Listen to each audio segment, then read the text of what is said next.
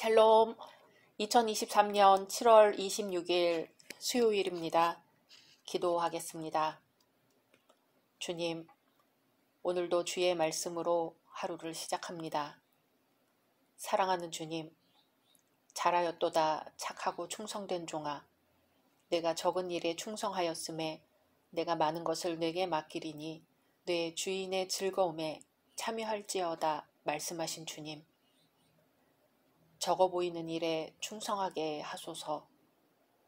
누구의 눈에도 띄지 않을지라도 작고 적은 일이지만 주님 보시기에 충성스럽고 정직하게 하소서. 그리하여 주님이 베풀어 주시는 잔치에 즐겁게 참여하게 하옵소서. 예수님의 이름으로 기도드립니다.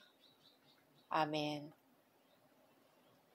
오늘의 말씀은 역대하 11장입니다. 르호보암이 예루살렘에 이르러 유다와 베냐민 족속을 모으니 택한 용사가 18만 명이라.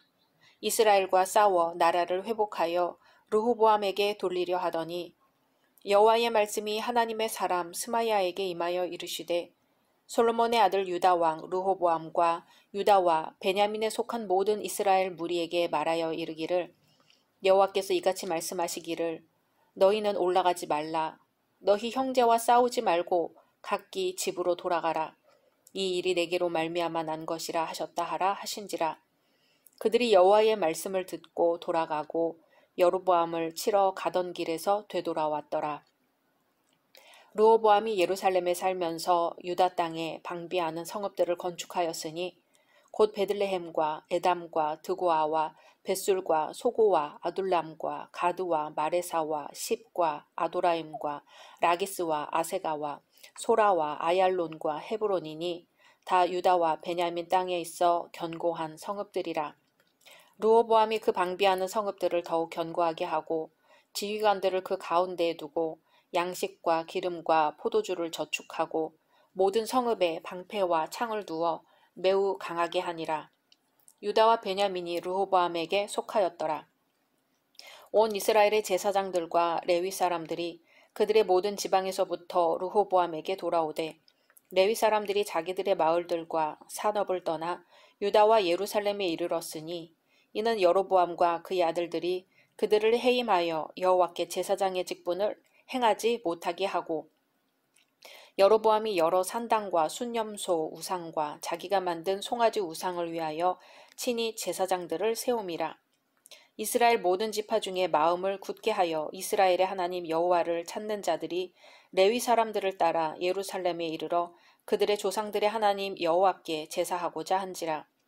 그러므로 3년 동안 유다 나라를 도와 솔로몬의 아들 르호보암을 강성하게 하였으니 이는 무리가 3년 동안을 다윗과 솔로몬의 길로 행하였음이더라. 르호보암이 다윗의 아들 여리못의 딸 마할랏을 아내로 삼았으니 마할랏은 이새의 아들 엘리압의 딸 아비하일의 소생이라.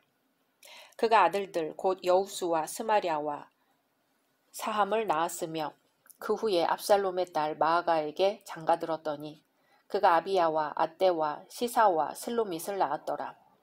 르호보암은 아내 18명과 첩 60명을 거느려 아들 28명과 딸 60명을 낳았으나 압살롬의 딸 마아가를 모든 처첩보다 더 사랑하여 르호보암은 마아가의 아들 아비야를 후계자로 세웠으니 이는 그의 형제들 가운데 지도자로 삼아 왕으로 세우고자 함이었더라. 르호보암이 지혜롭게 행하여 그의 모든 아들을 유다와 베냐민의 온 땅 모든 견고한 성읍에 흩어 살게 하고 양식을 후히 주고 아내를 많이 구하여 주었더라. 아멘. 앞장에서는 통일 이스라엘 왕국이 어떻게 남북으로 분열하게 되었는지를 그 원인과 결과라는 측면에서 살펴보았습니다. 이제 앞장의 내용에 이어지는 본장에서는 왕위에 오르자마자 북쪽 10지파를 잃는 불운을 맞은 르호보암 왕이 어떻게 국난을 타게 하고 유다를 번영케 하였는지를 잘 보여주고 있습니다. 내용은 통일전쟁 중단, 국방 강화, 북이스라엘 백성의 월남, 르호보암의 가계 순으로 나와 있습니다. 1절에서 12절은 르호보암의 회군과 성읍 건축을 보여줍니다. 여기서는 르호보암이 동족인 북이스라엘과 전쟁하기 위해 군사를 모으고 출정했다가 하나님께서 이를 막으심으로 출정을 포기한 사건이 나옵니다. 이 사건은 르호보암 왕정의 정책 방향을 결정하는 사건이었습니다. 르호보암은 자신의 통치 실패로 10지파를 잃어버린 뒤 혼란해진 난국을 수습하는 데 고심하였을 것입니다. 그래서 군대를 일으켜 잃은 땅을 회복하고 반역자들을 제거하는 것이 최상의 방법이라고 결정하였음이 분명합니다. 그러나 르호보암이 군대를 돌이킨 것은 철저히 여호와께 순종하며 모든 문제를 여호와께 맡긴 것을 의미합니다. 즉 지금까지는 혈기와 야심만으로 통치하던 르호보암이 이제는 여호와의 방법으로 통치하기 시작했다는 것이지요. 그리고 르호보암은 이 사건으로 북이스라엘을 어떻게 대우해야 하는지 깨달았을 것입니다. 이전까지 르호보암은 그 백성들을 단지 반란자 또는 배반자로 간주해 징벌해야 할 대상으로 보았습니다. 그러나 하나님의 사람 스마야는 그들을 형제라고 불렀습니다. 그래서 아무리 패역한 북이스라엘이라 할지라도 그들 역시 선택된 백성이라는 사실을 나타내는 것입니다. 참으로 이는 하나님 안에서 형제가 형제를 정죄하고 징계하는 일은 결코 옳지 못한 일임을 가르치고 있는 것입니다. 진정 원수 갚는 일은 오직 여호와께 있으며 형제간에 할 일은 단지 용서만 있을 뿐입니다. 그러기에 이 말은 오늘날 쉽게 형제를 정죄하고 분파하며 원수 보듯 하는 교회의 경종이 되는 일입니다. 이번 회고는 남아있는 유다와 베냐민 사람들을 평정하는 데 큰 도움이 되었습니다.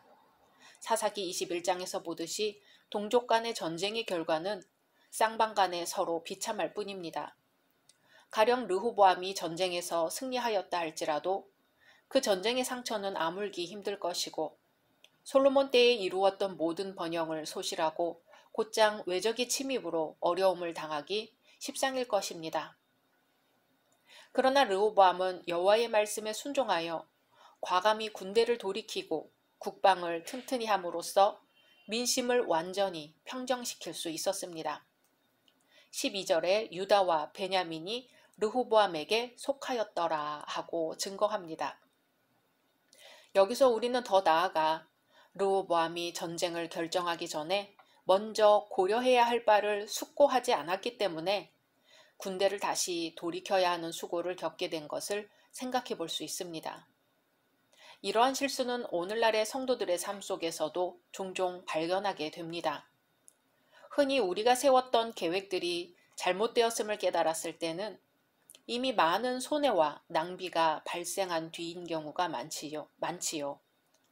예수님은 요한복음 7장 17절에서 사람이 하나님의 뜻을 행하려 하면 이 교훈이 하나님께로서 왔는지 내가 스스로 말함인지 알리라 하셨습니다. 중요한 결정을 하기 전에 우리는 다음에 4가지를 숙고해야 합니다. 첫째, 그 일이 하나님께 영광이 되는가를 살펴야 합니다. 왜냐하면 인간이 행하는 모든 행동의 궁극적 목표는 하나님께 영광 돌리는 데 있기 때문입니다. 둘째, 그 일이 교회와 이웃을 위해 어떤 유익이 되는가를 살펴야 합니다. 그리스도인들은 모든 일을 결정할 자유를 가지고 있습니다. 그러나 그 일이 반드시 다른 사람들과 교회에 유익이 된다고 볼 수는 없습니다. 그러므로 교회에 덕을 세우고 나의 삶을 통하여 하나님과 이웃에게 유익이 되는지를 항상 고려해야 합니다. 그리고 나서 그 일을 시작하기로 결정해야 합니다. 셋째, 혹 그 일 자체가 자신을 억압하는 굴레가 되지 않는지를 살펴야 합니다. 그 일 자체가 아무리 정당하다 할지라도 사람이 그 일의 노예가 되고 그 일이 자신을 억압하는 주인이 된다면 다시 한번 고려해 볼 필요가 있습니다. 재고의 여지 없이 그대로 무리하게 이러한 일을 추진할 경우에는 많은 고통과 수고가 따를 뿐 아니라 결국은 그 일에 자신이 얽매여 일 속에서 자신을 잃어버리기 십상입니다. 그러므로 성도들은 자기의 분수에 맞는 일부터 차례대로 해나가는 것이 중요하며 보다 중요한 일부터 행하는 것이 필요합니다. 넷째, 인간의 본성상 일을 할 때 자기 자랑을 쫓아 행하려는 경향이 있기 때문에 그 일이 자신을 세상적인 유혹에 빠뜨리지는 않는지 살펴야 합니다. 우리는 흔히 육신의 정욕과 안목의 정욕과 이생의 자랑이 되는 일을 접하게 될 때 올바른 판단력을 잃어버리고 그 일에 매료될 때가 많습니다. 그러나 이러한 경우를 만날지라도 성도들은 항상 하나님 나라에 방해가 되는 일이라면 과감하게 끊어버리는 신앙적인 결단력을 가져야 할 것입니다. 이러한 것들을 고려해 볼 때 그리스도인의 삶의 기초는 하나님의 말씀과 그것을 통한 성령의 인도와 훈련에 있음을 깨달을 수 있습니다. 그러므로 우리는 항상 성령을 통한 하나님의 말씀의 인도함을 충실히 따르고 순종해야 하겠습니다. 그래야만 올바른 판단력과 절제와 자유함을 소유할 수 있고 성숙한 성도의 삶을 유지할 수 있는 것입니다. 13절에서 23절은 제사장들과 레위인들 및 모든 신실하고 경건한 북쪽 이스라엘인들이 여로보암의 종교적 박해를 피해 유다로 월남한 사건과 3년 동안 다윗과 솔로몬의 길로 행하여 번영을 누린 사건이 기록되어 있습니다. 그리고 유다가 번영하였다는 사실은 르호보암의 가족들을 소개함으로써 단적으로 보여줍니다. 북이스라엘은 10개 지파와 넓은 땅을 차지한 반면 남유다는 왕조의 정통성과 성전을 차지합니다. 북이스라엘의 여로보암 왕은 백성들이 남유다로 제사를 드리러 갈 것을 염려하여 여호와 신앙을 심각하게 훼손시켜 버립니다. 그 과정에서 아론의 후손 레위 지파에서만 임명받을 수 있었던 제사장의 직분을 그것을 원하는 사람은 누구나 제사장이 될 수 있는 법으로 만들어 버립니다. 그 결과 북이스라엘의 제사장들과 레위인들 대부분이 여로보암의 정책에 반기를 들고 남유다로 옵니다. 이렇게 북이스라엘에서 여로보암을 피해온 사람들이 유다 왕국을 강성케 하였습니다. 그들은 많은 인원과 그들이 가져온 재물을 유다에 더했습니다. 자기들을 받아주어 그들의 피난처가 된 유다 왕국을 위해 복을 빌어줌으로써 그 나라를 튼튼하게 하였습니다. 무엇보다 하나님을 향한 신실한 신앙으로 유다를 부유하게 하였습니다. 오늘 우리의 한날의 삶이 무언가를 결정하기 전 잠시 멈추어 하나님의 뜻을 묻는 과정이 있기를 소망합니다. 성령께서 내 마음을 주장해 주시면 순종하게 되기를 소망합니다. 예수께서 하나님의 영광의 광채이셨듯이 오늘 우리의 선택들이 하나님께 영광만 되기를 소망합니다. 각자 말씀 묵상하신 후 주기도문으로 마치겠습니다.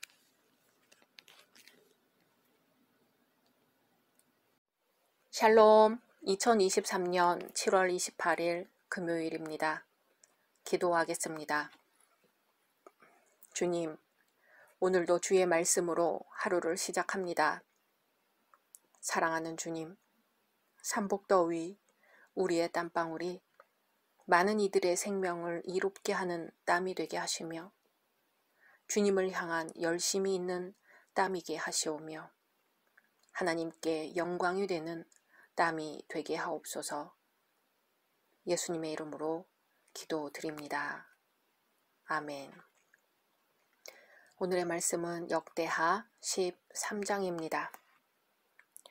여로보암 왕 18째 해에 아비야가 유다의 왕이 되고 예루살렘에서 3년 동안 다스리니라.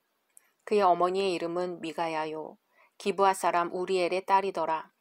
아비야가 여로보암과 더불어 싸울세. 아비야는 싸움에 용감한 군사 40만 명을 택하여 싸움을 준비하였고 여로보암은 큰 용사 80만 명을 택하여 그와 대진한지라. 아비야가 에브라임 산중 스마라임 산 위에 서서 이르되 여로보암과 이스라엘 무리들아 다 들으라. 이스라엘 하나님 여호와께서 소금 언약으로 이스라엘 나라를 영원히 다윗과 그의 자손에게 주신 것을 너희가 알 것 아니냐. 다윗의 아들 솔로몬의 신하 느밧의 아들 여로보암이 일어나 자기의 주를 배반하고 남분꾼과 잡배가 모여 따름으로 스스로 강하게 되어 솔로몬의 아들 르호보암을 대적하였으나 그때에 르호보암이 어리고 마음이 연약하여 그들의 입을 능히 막지 못하였었느니라. 이제 너희가 또 다윗 자손의 손으로 다스리는 여호와의 나라를 대적하려 하는도다. 너희는 큰 무리요 또 여로보암이 너희를 위하여 신으로 만든 금 송아지들이 너희와 함께 있도다. 너희가 아론 자손인 여호와의 제사장들과 레위 사람들을 쫓아내고 이방 백성들의 풍속을 따라 제사장을 삼지 아니하였느냐. 누구를 막론하고 어린 수송아지 1마리와 순양 7마리를 끌고 와서 장립을 받고자 하는 자마다 허무한 신들의 제사장이 될 수 있도다. 우리에게는 여호와께서 우리 하나님이 되시니 우리가 그를 배반하지 아니하였고 여호와를 섬기는 제사장들이 있으니 아론의 자손이요 또 레위 사람들이 수종들어 매일 아침 저녁으로 여호와 앞에 번제를 드리며 분향하며 또 깨끗한 상에 진설병을 놓고 또 금 등잔대가 있어 그 등에 저녁마다 불을 켜나니 우리는 우리 하나님 여호와의 계명을 지키나 너희는 그를 배반하였느니라. 하나님이 우리와 함께하사 우리의 머리가 되시고 그의 제사장들도 우리와 함께하여 전쟁의 나팔을 불어 너희를 공격하느니라. 이스라엘 자손들아 너희 조상들의 하나님 여호와와 싸우지 말라. 너희가 형통하지 못하리라. 여로보암이 유다의 뒤를 둘러 복병하였으므로 그 앞에는 이스라엘 사람들이 있고 그 뒤에는 복병이 있는지라. 유다 사람이 뒤를 돌아보고 자기 앞 뒤에 적병으로 말미암아 여호와께 부르짖고 제사장들은 나팔을 부니라. 유다 사람이 소리지르매 유다 사람이 소리지를 때에 하나님이 여로보암과 온 이스라엘을 아비야와 유다 앞에서 치시니 이스라엘 자손이 유다 앞에서 도망하는지라. 하나님이 그들의 손에 넘기셨으므로 아비야와 그의 백성이 크게 무찌르니 이스라엘이 택한 병사들이 죽임을 당하고 엎드러진 자들이 50만 명이었더라. 그때에 이스라엘 자손이 항복하고 유다 자손이 이겼으니 이는 그들이 그들의 조상들의 하나님 여호와를 의지하였음이라. 아비야가 여로보암을 쫓아가서 그의 성읍들을 빼앗았으니 곧 베델과 그 동네들과 여사나와 그 동네들과 에브론과 그 동네들이라. 아비야 때에 여로보암이 다시 강성하지 못하고 여호와의 치심을 입어 죽었고 아비야는 점점 강성하며 아내 14을 거느려 아들 22과 딸 16을 낳았더라. 아비야의 남은 사적과 그의 행위와 그의 말은 선지자 이도의 주석책에 기록되니라. 아멘. 르호보암의 아들 아비야가 르호보암의 뒤를 이어 유다의 제2대 왕으로 즉위했습니다. 이스라엘과 유다 중 어느 편이 먼저 전쟁을 시작했는지는 확실치 않지만 정황상 이스라엘이 먼저 전쟁을 시작한 것으로 여겨집니다. 아비야와 여로보암이 유다 군대 40만과 이스라엘 군대 80만으로 에브라임의 스마라임 산에서 대치합니다. 이때 아비야가 이스라엘로 하여금 하나님의 나라인 유다와 대적하는 것이 얼마나 악하고 어리석은 짓인가를 일깨워 주려고 합니다. 1절에서 9절을 보면 아비야는 여로보암의 불의를 지적합니다. 이스라엘과 여로보암이 하나님의 언약을 불신하고 솔로몬을 배역하여 나라를 둘로 갈라놓는 어리석은 일을 상기시켰지요. 아비야가 이스라엘 하나님 여호와께서 소금 언약으로 이스라엘 나라를 영원히 다윗과 그 자손에게 주신 것을 너희가 알 것이 아니냐. 다윗의 아들 솔로몬의 신복 느밧의 아들 여로보암이 일어나 그 주를 배반하고 난봉과 비류가 모여 조춤으로 스스로 강하게 하여 솔로몬의 아들 르호보암을 대적하나 그때에 르호보암이 어리고 마음이 연약하여 능히 막지 못하였었느니라 하고 말합니다. 아비야는 그들이 여호와의 약속과 언약을 거절한 것을 책망한 것이지요. 올바른 책망은 이렇듯 진리에 입각한 것이어야 합니다. 자신의 기분이나 기준에 의해 불쾌해하고 분노하여 책망하는 것은 도리어 자신의 어리석음과 불의를 드러낼 뿐입니다. 이어 아비야는 여로보암의 우상 숭배를 지적합니다. 여로보암은 스스로 나라를 세우고 하나님을 버렸을 뿐만 아니라 이스라엘을 우상의 나라로 전락시켜버리고 말았습니다. 아비야는 이러한 여로보암의 범죄를 지적하며 책망했던 것입니다. 올바른 책망은 분명한 명분이 있어야 합니다. 받아들이는 자가 충분히 이해하고 납득할 수 있는 책망이 되어야 그 책망은 효력을 발휘할 수 있는 것입니다. 여로보암은 우상을 만들어 섬기면서 하나님께 예배하는 제사장들을 내쫓았습니다. 그리고 누구든지 수송아지 1마리와 순양 7마리를 가져와 우상에게 바치는 자를 그들의 제사장으로 임명해 주었습니다. 이렇듯 이스라엘의 범죄가 여호와 하나님 보시기에 너무도 악했기에 그들은 책망받기에 마땅했던 것입니다. 10절, 11절을 보면 아비야는 또 유다의 정당성을 바랍니다. 우리에게는 여호와께서 우리 하나님이 되시니 그를 우리가 배반치 아니하였고 여호와를 섬기는 제사장들이 있으니 아론의 자손이요 또 레위 사람이 수종을 들어 조석으로 여호와 앞에 번제를 드리며 분향하며 또 깨끗한 상에 진설병을 놓고 또 금 등대가 있어 그 등에 저녁마다 불을 켜나니 우리는 우리 하나님 여호와의 계명을 지키나 너희는 그를 배반하였느니라. 아비야는 다윗의 자손이 영원히 왕이 될 것이라고 하신 하나님의 약속을 의심하지 않았습니다. 신앙이란 결국 하나님의 약속을 믿는 것입니다. 아비야는 하나님의 약속을 믿었습니다. 이러한 그의 태도에서 우리는 진실로 그리스도인의 믿음을 발견할 수 있습니다. 믿음은 바라는 것들의 실상이요 보지 못하는 것들의 증거입니다. 우리는 현재 하나님의 약속을 받았습니다. 그것은 구약과 신약인 성경 말씀입니다. 이 성경의 약속들을 의심치 않고 분명히 믿는 자들은 자신 있고 떳떳하며 표대를 향하여 흔들리지 않고 나아갈 수 있습니다. 12절에서 아비야는 여로보암에게 전쟁을 중지하라고 합니다. 이 구절로 보면 아마도 여로보암이 먼저 전쟁을 시작한 것 같습니다. 아비야는 하나님이 우리와 함께하사 우리의 머리가 되시고 그 제사장들도 우리와 함께하니 경고의 나팔을 불어 너희를 공격하느니라. 이스라엘 자손들아 너희 열조의 하나님 여호와와 싸우지 말라. 너희가 형통치 못하리라고 합니다. 우리는 아비야의 이러한 경고의 말에서 하나님의 자녀로서 세상 사람들에게 취해야 할 올바른 태도를 발견할 수 있습니다.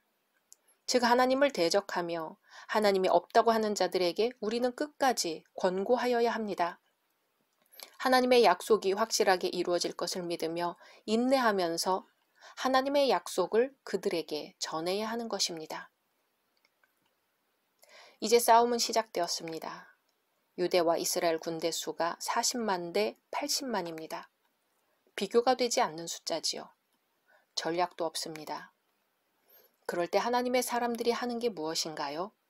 성경은 유다 사람이 돌이켜보고 자기 앞뒤의 적병을 인하여 여호와께 부르짖고 제사장은 나팔을 부니라. 아멘. 하나님께 부르짖은 것입니다. 일반적으로 사람들이 위기에 처하면 어떻게 반응할까요? 3가지입니다. 첫 번째는 원망하는 것이고, 두 번째는 낙심하고 포기하는 것입니다. 세 번째는 하나님께 부르짖는 것입니다. 이것이 신앙인의 특권입니다. 기도는 군사력보다 훨씬 더 강력한 무기입니다. 군대의 수효보다 더 큰 무기입니다. 전략보다 더 큰 무기입니다. 성도는 위기에 처하면 하나님과 이웃을 원망하지 않고 하나님께 부르짖어야 합니다. 사람들은 위기가 닥치면 일반적으로 자기 힘을 의지합니다. 자기 건강, 자기 지혜, 자기 실력, 자기 경제력, 자기 건강을 의지합니다. 인간의 일반적인 삶의 방식이죠. 하지만 유다는 하나님을 의지하였습니다. 18절에 그때에 이스라엘 자손이 항복하고 유다 자손이 이기었으니 이는 저희가 그 열조의 하나님 여호와를 의지하였음이라. 아멘. 승리가 도저히 불가능한 것 같이 보였던 전쟁입니다. 그러나 승리하였습니다. 불가능이 가능으로 변했습니다. 그리고 나라는 강성해졌습니다. 적군은 제기가 불가능해졌습니다. 그 많은 숫자가 있는데 왜 도망했을까요? 하나님이 이스라엘을 유다의 손에 붙이셨기 때문입니다. 성도들은 환난이나 핍박이 긴박하게 다가왔을 때 도리어 큰 은혜를 받게 됩니다. 15절에서 갑작스런 여로보암의 공격이 유다 사람들을 혼란시키기보다는 오히려 그들로 하여금 간절히 부르짖도록 만들었고 이에 하나님의 크신 역사가 있었습니다. 성도들은 진퇴양난의 위기에 처했을 때 절망하지 않고 여호와의 도움을 구하여야 속히 전화 위복의 기쁨을 맛볼 수 있을 것입니다. 그러므로 성도는 언제나 하나님 앞에서 정직한 마음을 잃지 않도록 주의해야 할 것입니다. 아비야는 전쟁의 승패가 사람의 수에 있지 않고 하나님의 손에 있음을 알고 있었습니다. 그래서 아비야는 여로보암 군대 앞에서 위축이 되기는커녕 하나님의 약속의 말씀에 근거하여 여로보암 군대가 하나님 앞에서 얼마나 잘못했는가를 질타했습니다. 그리고 여호와께 부르짖어 응답받았습니다. 성도는 어떠한 경우에도 하나님을 의지하여야 합니다. 성도들이 합심하여 단결할 때 하나님의 역사하심이 있습니다. 유다는 여로보암의 공격을 받을 때 제사장의 나팔 소리와 함께 합심하여 함성을 질렀습니다. 이것은 유다의 모든 백성들이 국난을 극복하기 위해 한마음 한뜻으로 뭉쳐 있었음을 나타냅니다. 예수님은 두세 사람이 내 이름으로 모인 곳에는 나도 그들 중에 있느니라고 말씀하셨습니다. 두세 사람이 주의 이름으로 모인 것과 같이 모든 교회가 합심할 때 하나님의 역사하심은 크게 일어납니다.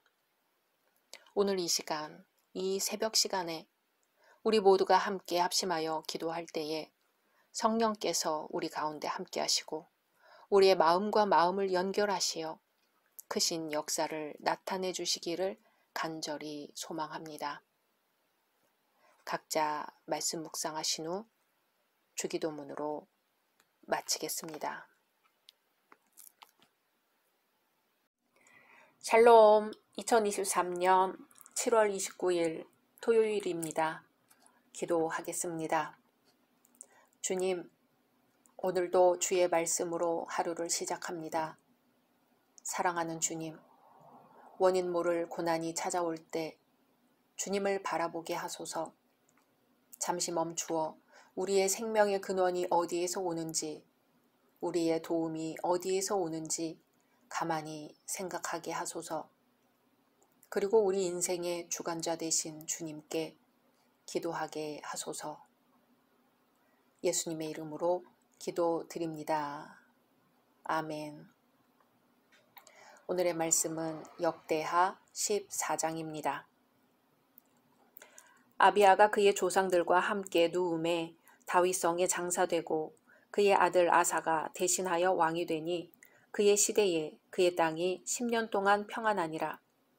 아사가 그의 하나님 여호와 보시기에 선과 정의를 행하여 이방제단과 산당을 없애고 주상을 깨뜨리며 아세라상을 찍고 유다 사람에게 명하여 그 조상들의 하나님 여호와를 찾게 하며 그의 율법과 명령을 행하게 하고 또 유다 모든 성읍에서 산당과 태양상을 없애매 나라가 그 앞에서 평안함을 누리니라. 여호와께서 아사에게 평안을 주셨으므로 그 땅이 평안하여 여러 해 싸움이 없은지라. 그가 견고한 성읍들을 유다에 건축하니라.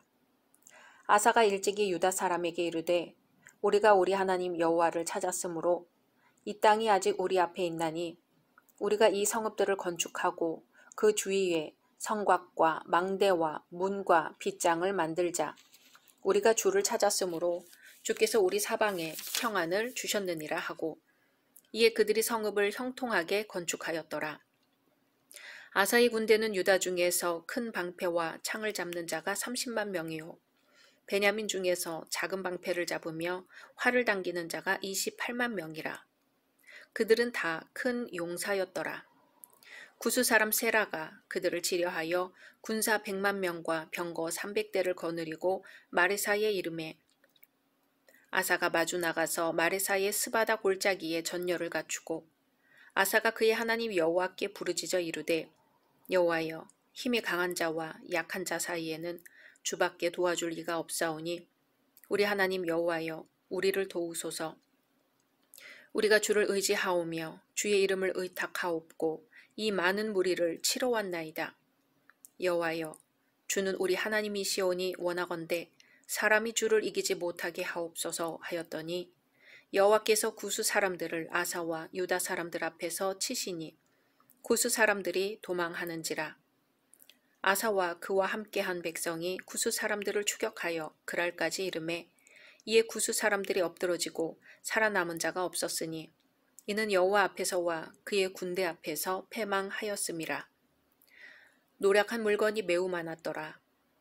여호와께서 그랄 사면 모든 성읍 백성을 두렵게 하시니 무리가 그의 모든 성읍을 치고 그 가운데에 있는 많은 물건을 노략하고 또 짐승 지키는 천막을 치고 양과 낙타를 많이 이끌고 예루살렘으로 돌아왔더라. 아멘. 앞에서는 남유다의 초대왕인 르호보암의 통치와 아비야의 치세에 대해서 언급했습니다. 계속해서 이어지는 오늘 말씀에서는 유다의 3대 왕 아사의 통치에 관한 기록으로 16장까지 계속됩니다. 이 대목은 열왕기에서 단 16절로 간단하게 기록하고 있는 내용이지만 역대기에서는 매우 방대하게 기록되어 있고 그 업적들을 상세히 기록하고 있습니다. 1절에서 8절은 아사의 초기 통치를 보여줍니다. 여기서는 이스라엘이 남북으로 분열된 이래 남유다에 처음으로 찾아온 평화기 10년 동안의 상황입니다. 아사는 여호와에 대한 열심으로 우상을 척결하고 여호와의 말씀이 왕성케 되는 종교개혁을 단행하지요. 솔로몬 말기 때부터 발화하기 시작한 우상숭배는 아사 즉위 시에는 거의 유다 왕국 전역에 퍼져 있었습니다. 그래서 그는 즉위 초에 종교개혁을 단행하여 여호와 신앙의 순수성을 확립하고 우상 숭배자들의 계심을 촉구했습니다. 아사의 종교개혁은 외적으로는 우상 자체를 파괴하고 내적으로는 백성들로 하여금 하나님의 율례를 준수하게 했습니다. 이것은 오늘날의 진정한 교회개혁이 교회제도나 정치의 구조적, 형태적 개조와 같은 외적인 갱신뿐 아니라 말씀을 통한 성도 개개인의 계심이 함께 병행되어야 함을 시사해 줍니다. 아사의 초기 통치 기간은 이전 두 왕의 통치 기간 중에 항상 전쟁의 공포가 존재했던 것과는 달리 평화스러운 기간이었습니다. 이 기간 동안 유다는 안식을 누리면서 많은 성읍을 건축하여 외세의 침입에 대비할 수 있었습니다. 이 모두는 유다 백성들이 참 여호와 신앙을 회복했기 때문입니다.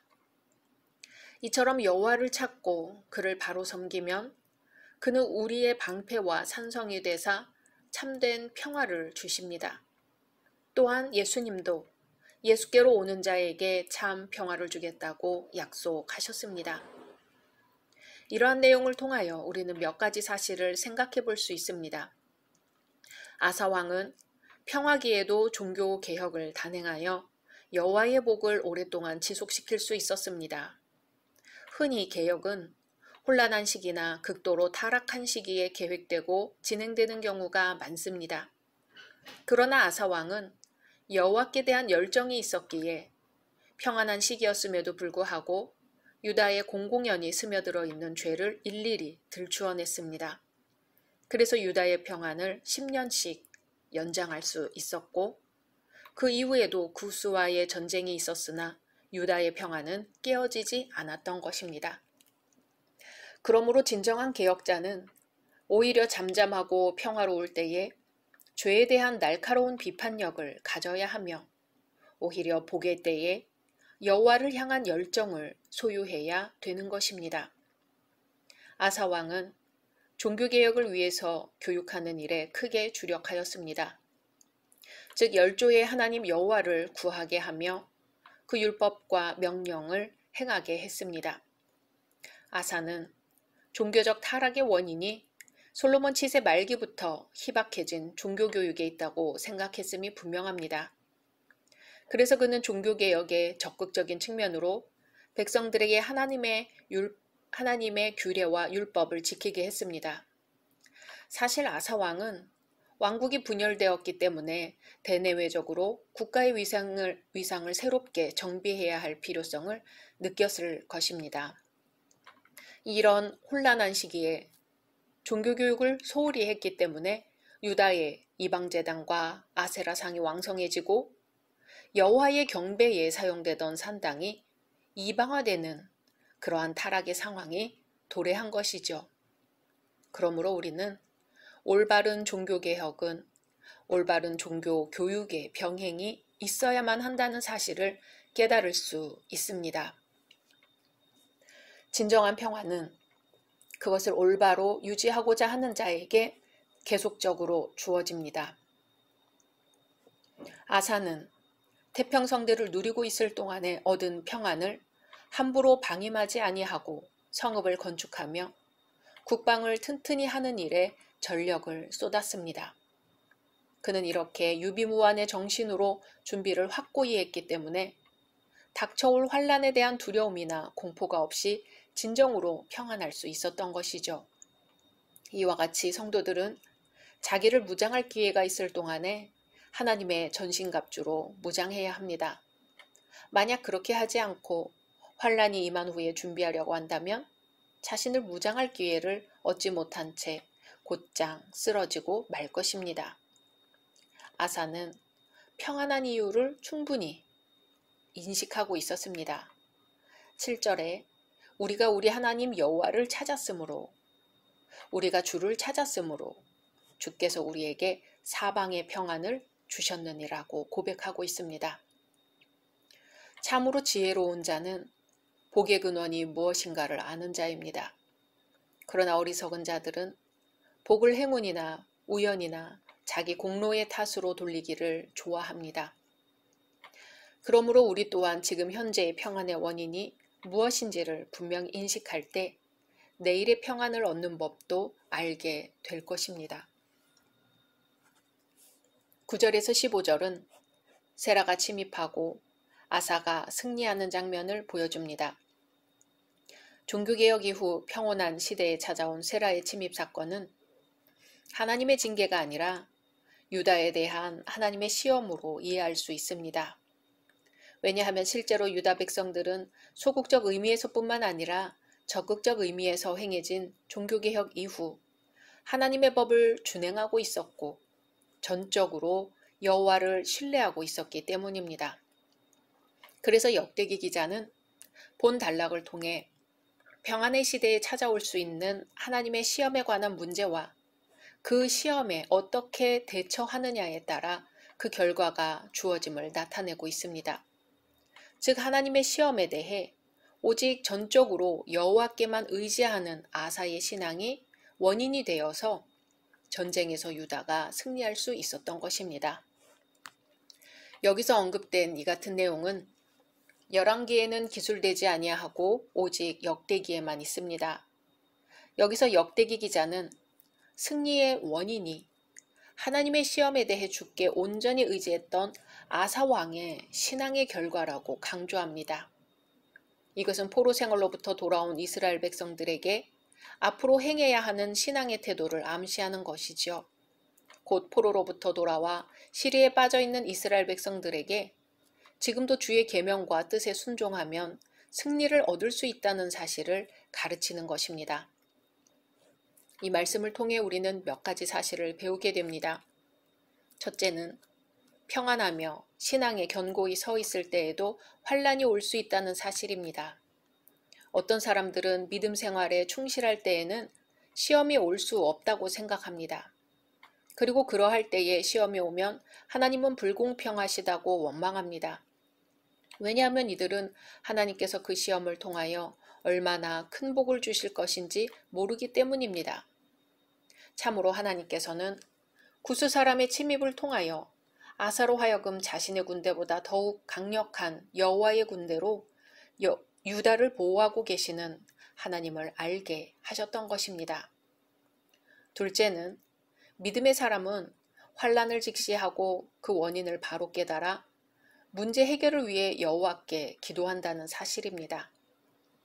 아사는 자신의 앞에 서 있는 세라의 군대가 100만 대군임을 알았지만 그들이 한갓 연약한 사람들임을 알았습니다. 그리고 그러한 세라의 군대가 결코 여호와를 대적할 수 없음도 알았습니다. 그래서 그는 11절에 사람으로 주를 이기지 못하게 하옵소서 하고 기도할 수 있었던 것입니다. 이와 같이 믿음의 눈으로 모든 일들을 직시할 때 담대할 수 있으며 상황을 정확히 분석하고 규명할 수 있는 것입니다. 셋째로 여호와께서는 자기 백성들을 통하여 당신의 위엄을 나타내시기를 원하신다는 사실입니다. 14절을 보면 그랄 사면 백성들이 유다 백성들을 보고 여호와를 두려워하게 된 사실이 기록되어 있습니다. 이는 여호와께서 유다 백성들을 통하여 당신의 위엄을 나타내셨기 때문입니다. 그래서 히브리서 기자는 하나님의 뜻을 나타내는 사람들을 보고 이런 사람은 세상이 감당치 못하도다 하고 히브리서 11장 38절에 말했던 것입니다. 그러므로 성도들의 믿음은 여호와의 위엄을 드러내는 데까지 나아가야 할 것입니다. 마지막 넷째로 하나님의 능력으로 승리한 결과는 언제나 풍성하다는 사실입니다. 하나님께서는 시험을 통과한 유다 백성들에게 큰 노획물을 얻게 하셨을 뿐만 아니라 유다 백성들이 예루살렘으로 돌아올 때 기쁨의 개성가를 부를 수 있게 하셨습니다. 그러기에 성도들이 비록 현재에는 사단의 공격으로 환란을 겪으며 수세에 몰릴지라도 마지막에는 그리스도를 힘입어 영광스러운 승리의 월계관을 쓰게 되는 것입니다. 그러므로 우리는 조용한 마음으로 우리에게 향한 하나님의 뜻을 기다릴 수밖에 없습니다. 우리의 때가 주님의 손에 있으므로 우리는 주님께 순종하고 주님을 신뢰하고 주님의 뜻을 따라야 합니다. 우리가 끝까지 참고 인내할 때 영원한 천국을 기업으로 받을 것입니다. 시편 31편 5절의 말씀입니다.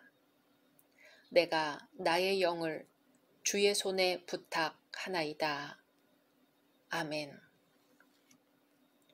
각자 말씀 묵상하신 후 주기도문으로 마치겠습니다.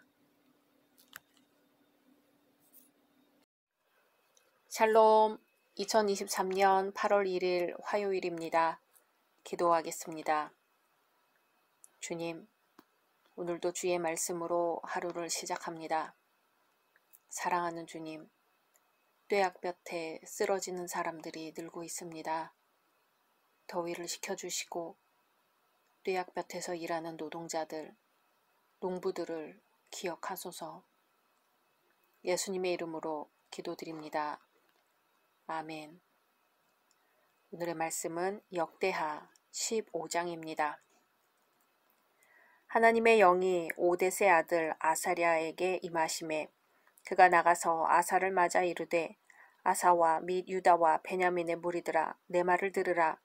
너희가 여호와와 함께하면 여호와께서 너희와 함께하실지라. 너희가 만일 그를 찾으면 그가 너희와 만나게 되시려니와 너희가 만일 그를 버리면 그도 너희를 버리시리라.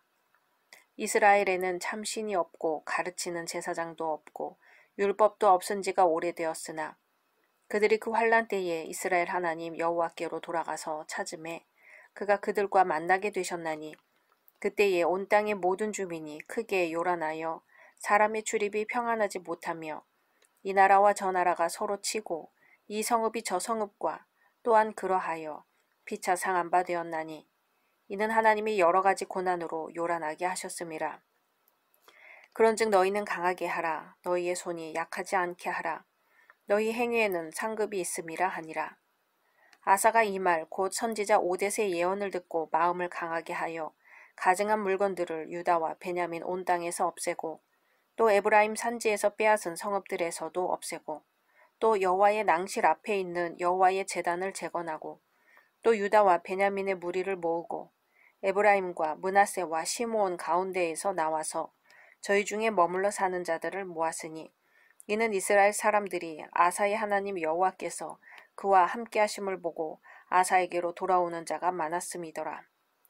아사왕 제15년 셋째 달에 그들이 예루살렘에 모이고 그날에 노력하여 온 물건 중에서 소 700마리와 양 7,000마리로 여호와께 제사를 지내고 또 마음을 다하고 목숨을 다하여 조상들의 하나님 여호와를 찾기로 언약하고 이스라엘 하나님 여호와를 찾지 아니하는 자는 대소 남녀를 막론하고 죽이는 것이 마땅하다 하고 무리가 큰 소리로 외치며 피리와 나팔을 불어 여호와께 맹세하매 온 유다가 이 맹세를 기뻐한지라.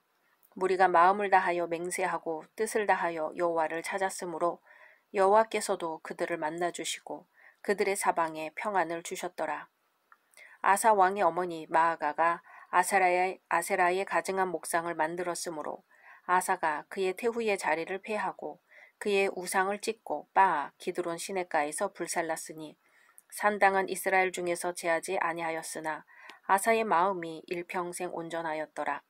그가 또 그의 아버지가 구별한 물건과 자기가 구별한 물건 곧 은과 금과 그릇들을 하나님의 전에 드렸더니 이때부터 아사 왕 제35년까지 다시는 전쟁이 없으니라. 아멘. 세상 모든 사람들은 평화를 원합니다. 피스메이커라는 말을 들어보셨을 겁니다. 익숙한 그 말처럼 평화는 우리 모두의 바람이지요. 또한 남과 북이 반세기 이상을 대치하고 있는 우리나라의 경우는 평화가 절실합니다. 평화를 유지하기 위해서는 막대한 유지 비용이 들기도 합니다. 국가 간이나 개인 간에도 평화를 위한 수고가 필요합니다.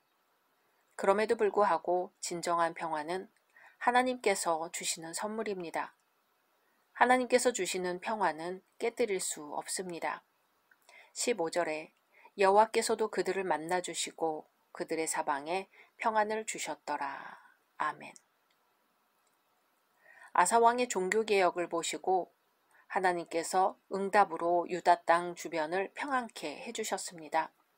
이후 아사왕이 다스리는 35년 동안 더 이상 전쟁이 없는 태평성대를 허락해 주셨습니다. 참 평안은 하나님께서 주시는 것입니다. 전적으로 하나님께서 허락하실 때만 우리가 평안을 누릴 수 있습니다. 그렇다면 우리는 평화를 얻기 위해 어떻게 해야 할까요? 첫째로는 하나님을 기쁘시게 하기로 결심할 때 하나님의 평화가 찾아옵니다. 8절 이하를 보면 아사 왕이 선지자 아사랴의 말을 듣고 마음을 강하게 하였다고 되어 있습니다. 개혁을 단행하겠다는 의지를 불태웠다는 것이죠. 무릇 모든 눈에 보이는 일은 먼저 마음으로부터 시작됩니다. 그래서 생각이 행동을 낳고 행동이 습관을 낳으며 습관이 운명을 결정하는 것입니다. 룻은 결심하고 시어머니를 따라 하나님의 백성에게로 갔습니다. 룻이 남편도 죽고 파산한 가정의 시어머니를 따라 생면부지의 나라, 그것도 모압 여인이라면 극도로 멸시하고 증오하는 유다로 간다는 것 자체가 어리석은 일이었습니다. 그래서 시어머니 나오미도 룻에게 따라올 것 없으니 자기 민족에게로 돌아가서 재혼하여 잘 살라고 했지요. 그러나 룻은 결심하고 나오미를 따릅니다. 아사 왕은 하나님을 기쁘시게 하기로 결심했습니다. 마음을 강하게 했습니다. 무릇 선한 일을 행하기에 하나님의 일을 행하기에 마음을 굳게 하는 자들에게 하나님은 평강을 주십니다. 이사야 26장 3절에 주께서 심지가 견고한 자를 평강에 평강으로 지키시리니 이는 그가 주를 의뢰함이니이다. 아멘. 범사에 하나님을 기쁘시게 해드리는 자에게 하나님의 평안이 임합니다. 둘째로 우상을 제거할 때 하나님께서 평화를 주십니다. 8절에 가증한 물건들을 유다와 베냐민 온 땅에서 없애고 또 에브라임 산지에서 빼앗은 성읍들에서도 없애고 또 여호와의 낭실 앞에 있는 여호와의 제단을 재건하고. 아멘. 하나님께서 가나안 땅을 정복하도록 하심으로 이스라엘의 터전을 마련해 주셨습니다. 역대 왕들이 하나님만을 신뢰하고 따랐을 때에는 늘 평화를 유지했습니다. 그럼에도 불구하고 많은 왕들이 하나님 대신 우상을 섬기는 죄 가운데 빠졌습니다. 우상을 섬기는 일에 빠져들었던 왕과 백성들이 바로 하나님의 백성들이라는 이스라엘 사람들이었습니다. 하나님께서 주신 율법을 가지고 있음에도 율법에 순종하지 못하였던 것이죠. 하나님을 버리고 다른 무엇인가를 신뢰하기 시작한 것이 죄입니다. 출애굽 때 광야에서 등장했던 금송아지 우상이 여로보암에 의해 또 등장하기 시작했습니다.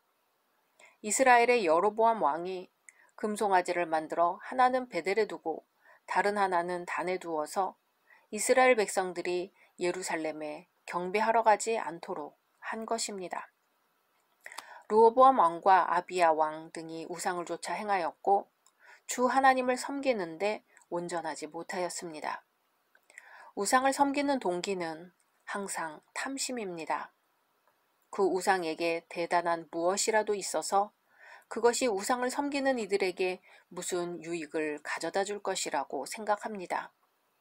그래서 탐심은 곧 우상 숭배입니다. 골로새서 3장 5절에 그러므로 땅에 있는 지체를 죽이라. 곧 음란과 부정과 사욕과 악한 정욕과 탐심이니 탐심은 우상 숭배니라 했습니다. 그러므로 우리는 늘 무엇에 대한 탐심이 나에게 있는지 살펴야 합니다. 우리는 모두 주님 한 분만을 신뢰해야 합니다. 다른 것을 신뢰하는 것은 우상 숭배이며 죄입니다. 다윗은 여호와는 나의 반석이시오 나의 요새시오 나를 건지시는 자시오 나의 하나님이시오 나의 피할 바위시오 나의 방패시오 나의 구원의 뿌리시오 나의 산성이시로다 했습니다. 아사 왕은 가증스런 우상들을 치워버리고 주의 제단을 다시 만들었습니다. 마음속의 더러움을 소재하고 단장했으면 거룩함으로 채워야 할 것입니다. 말씀을 가까이 하며 말씀으로 자신을 가득 채워야 할 것입니다. 셋째로, 마음을 다해 주님을 섬길 때 하나님은 평화를 허락하십니다. 많은 경건한 사람들이 이스라엘에서 나와 아사 왕에게로 모였습니다. 9절에 또 유다와 베냐민의 무리를 모으고 에브라임과 므낫세와 시므온 가운데에서 나와서 저희 중에 머물러 사는 자들을 모았으니 이는 이스라엘 사람들이 아사의 하나님 여호와께서 그와 함께 하심을 보고 아사에게로 돌아오는 자가 많았음이더라. 아멘. 하나님께서 그와 함께 하심을 보았기 때문입니다. 하나님께서 요셉과 함께 하셨고 여호수아와 함께 하셨고 다윗과 함께 하셨던 것처럼 아사 왕과 함께 하심을 본 것입니다. 이제 이들이 함께 모여서 마음을 다하고 힘을 다하여 하나님을 찾기로 언약합니다. 심지어는 이스라엘의 주 하나님을 찾으려 하지 아니하는 자는 남녀노소 누구든지 죽음에 처하기로 정할 정도로 큰 음성으로 맹세합니다. 주님은 나는 처음이요 나는 마지막이라 나 외에 다른 신이 없느니라 하셨습니다. 또 너희는 여호와를 만날 만한 때에 찾으라 가까이 계실 때에 부르라 하셨습니다. 아사 왕과 백성들이 함께 주를 찾았더니 하나님께서 이들을 만나 주셨습니다. 그리고 이들에게 사면에 안식을 주셨습니다. 아사 왕이 마음을 다하여 섬기는 모습이 16절에서 18절에 잘 묘사되어 있습니다. 아사 왕의 어머니 마아가가 아세라의 가증한 목상을 만들었으므로 아사가 그의 태후의 자리를 폐하고 그의 우상을 찢고 빻아 기드론 시냇가에 불살랐으니 산당은 이스라엘 중에서 제하지 아니하였으나 아사의 마음이 일평생 온전하였더라. 그가 또 그의 아버지가 구별한 물건과 자기가 구별한 물건 곧 은과 금과 그릇들을 하나님의 전에 드렸더니. 아멘. 마아가는 아사왕의 아버지 아비야의 어머니인데 여기에서는 아사왕의 모친으로 나왔습니다. 아사왕의 어머니의 이름도 마아가였을 가능성도 배제할 수 없으나 모친이라는 표현을 조모에게도 사용했던 관용적 표현으로 보입니다. 대부분의 주석가들이 마아가를 아사의 조모로 보고 있습니다. 그렇다면 마아가는 르호보암의 아내로서 당시 태후의 지위에 있었다는 것인데 이때까지 큰 영향력을 행사하고 있던 것이 틀림없습니다. 이로 볼 때 아사가 자신의 조모의 태후의 위를 폐하였다는 것은 매우 놀라운 일이 아닐 수 없습니다. 실제로 태후가 왕보다 더 큰 권위를 행사한 경우도 많기 때문이죠. 이로 볼 때 아사의 개혁 의지가 얼마나 단호했는지 짐작할 수 있습니다. 아사 왕은 마음을 다하고 힘을 다해서 하나님을 섬기려는 모습을 보여주고 있습니다. 아사의 마음은 그의 평생 동안 온전하였습니다. 아사 왕의 7위 35년 동안 더 이상 전쟁이 없었고 하나님의 보호하심 아래서 유다는 평안을 누렸습니다. 사랑하는 열린 성도 여러분, 주를 따르는 우리는 마음을 돌이켜 다른 곳에서 헤매지 말아야 할 것입니다. 하나님을 기쁘시게 하기로 결심하시기 바랍니다. 우상을, 특히 마음속의 탐심을 제하시기 바랍니다. 마음을 다하고 힘을 다하여 주 하나님을 사랑해야 합니다. 마음을 하나님께 다하지 않는다면 다른 것에 마음이 갈 것이기 때문입니다. 우리의 이러한 결단을 보시고 하나님께서는 참 평화를 허락해 주실 것입니다. 오늘 우리에게 참된 평화, 샬롬으로 오신 예수님을 꼭 붙들고 승리하시기를 소망합니다. 각자 말씀 묵상하신 후 주기도문으로 마치겠습니다. 샬롬, 2023년 7월 27일 목요일입니다. 기도하겠습니다. 주님, 오늘도 주의 말씀으로 하루를 시작합니다. 사랑하는 주님, 하루하루의 삶이 살얼음판에 있는 것 같을지라도 오 주님, 주님께서 우리를 붙들고 계심을 기억하게 하소서. 두려워 말라 담대하라며 우리를 안위하고 계심을 믿게 하소서. 예수님의 이름으로 기도드립니다. 아멘. 오늘의 말씀은 역대하 12장입니다. 르호보암의 나라가 견고하고 세력이 강해짐에 그가 여호와의 율법을 버리니 온 이스라엘이 본받은지라.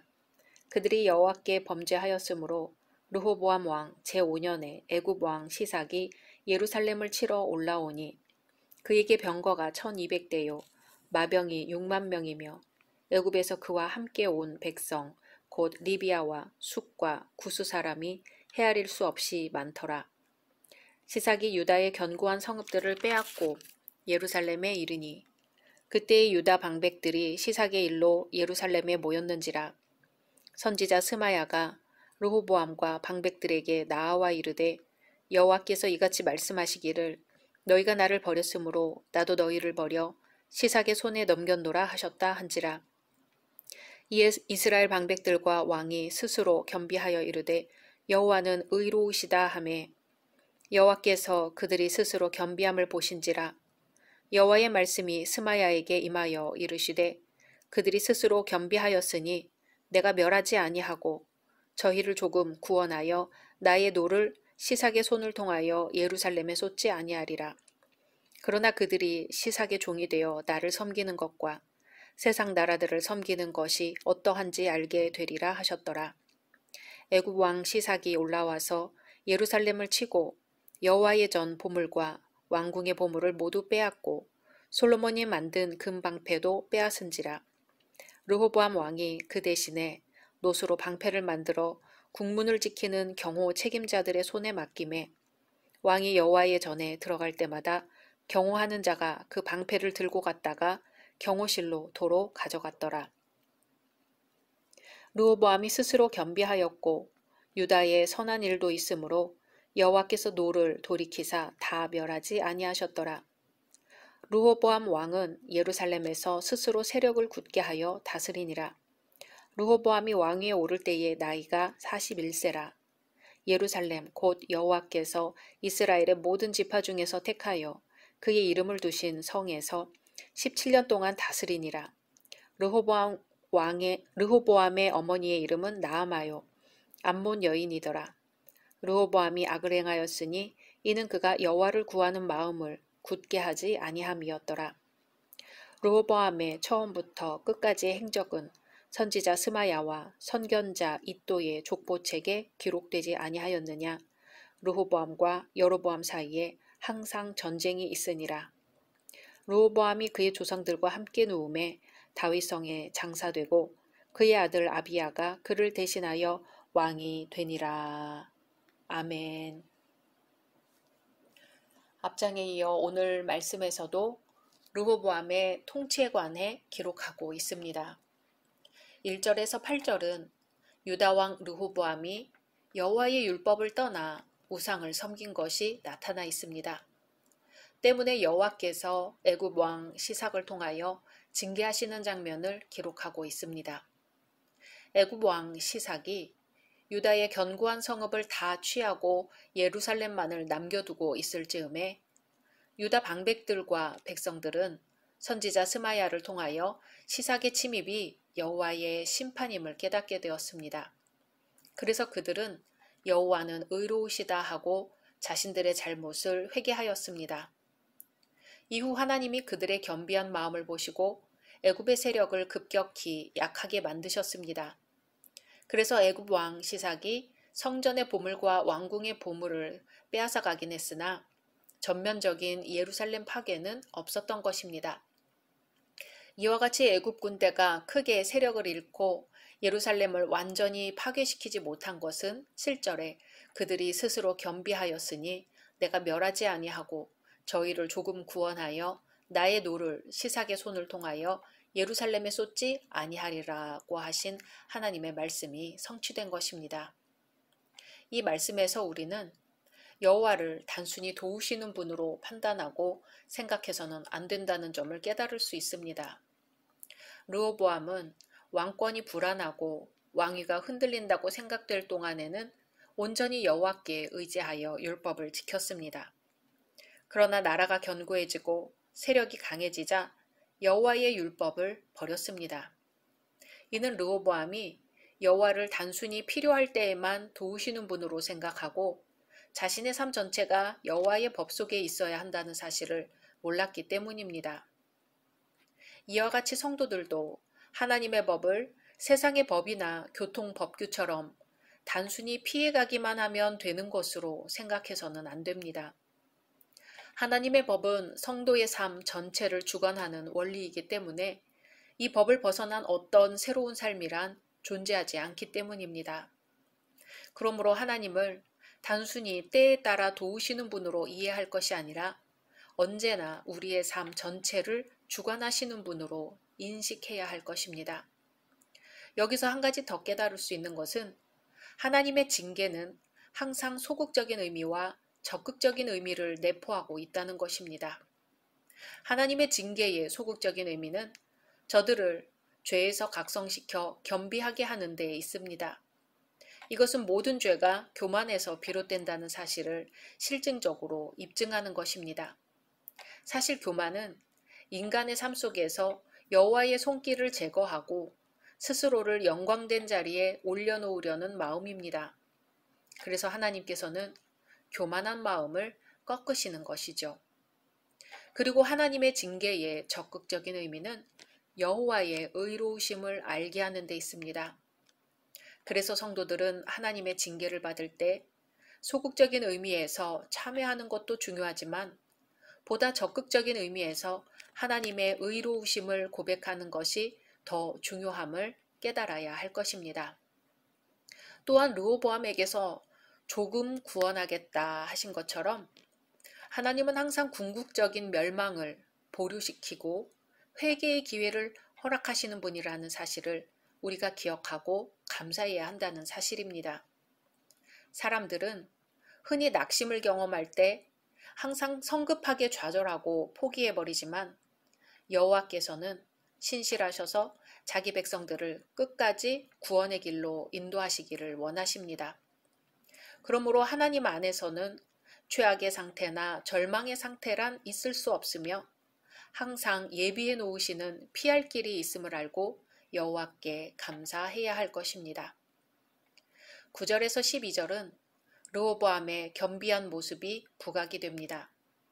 앞에서 르호보암의 범죄, 그 다음 하나님의 심판, 그 다음 회개, 그 다음 하나님의 자비를 보여주었다면 여기서는 다시 한번 심판 내용, 그 다음 겸비한 태도를 취한 르호보암의 모습, 그 다음에 하나님의 은총을 언급하고 있습니다.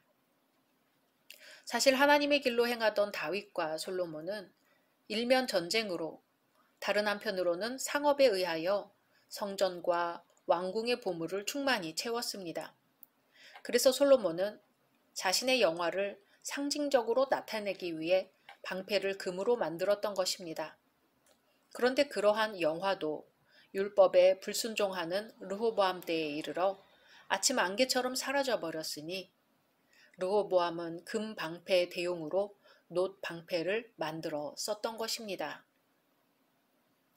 애굽 왕 시삭이 예루살렘을 정복하였을 때 탈취한 전리품들 가운데에는 솔로몬이 만든 금 방패도 있었습니다. 고대의 전투에서 사용했던 전술 중에 하나는 금 방패를 든 군사들이 전쟁터에서 태양과 적군 사이에 위치하도록 하는 것이었습니다. 이는 적군이 근접해 왔을 때 금 방패를 든 군사들이 앞으로 나아가 태양빛을 반사시켜 적의 눈에 강력한 빛을 받게 함으로써 일순간 앞을 보지 못하도록 하는 효과를 일으켰습니다. 이때 적군은 얼굴을 가리기 위해 그들의 팔을 치켜들게 되고 동시에 들고 있던 무기를 떨어뜨리게 됩니다. 금 방패를 든 군사들은 이 기회를 포착하여 최소한의 노력으로 상대편을 사로잡을 수 있었습니다. 이와 같은 역할을 했던 솔로몬의 금 방패는 여호와의 영광을 나타내는 증표로 간주되었습니다. 우리의 삶이 하나님의 영광의 빛을 반사시킬 때 다른 이들에게 그리스도를 나타낼 수 있습니다. 솔로몬은 금방패를 300개 만들었는데 방패 하나의 무게는 약 3파운드, 즉 1.36kg이었습니다. 르호보암 왕은 솔로몬의 금방패를 잃어버리자 그 대신에 놋으로 방패를 만들었습니다. 놋 방패로서 금방패의 위엄과 영광을 대신하려고 한 것이지요. 하지만 진품을 대체할 수는 없었겠지요. 13절에서 16절은 르호보암의 행적과 종말을 보여줍니다. 사실 르호보암은 강력한 왕권을 가지고 변방의 유다 성읍들과 함께 예루살렘을 중심으로 해서 17년간 통치했습니다. 그러나 신앙적인 면에서는 마음을 다하여 여호와를 찾지 않고 악을 행했습니다. 이것은 아마 이방인 여인이었던 어머니의 영향 때문인 것으로 추측됩니다. 그는 또한 매우 호전적이어서 북이스라엘의 여로보암과 항상 전쟁을 하였습니다. 이것은 하나님께서 앞에서 금지하셨던 동족 간의 전쟁입니다. 이처럼 르호보암은 한때 순종하기도 했고 겸비하기도 했으나 한결같지 못하여 악으로 떨어지고 말았습니다. 이는 참으로 그가 육으로는 강했어도 심령이 연약했음을 보여줍니다. 이 말씀을 통해서 보면 우리가 신앙생활을 할 때 성공의 비결은 오직 마음을 여호와께로 향하는 데 있습니다. 왜냐하면 생명의 근원이 여호와께로부터 나오기 때문이지요.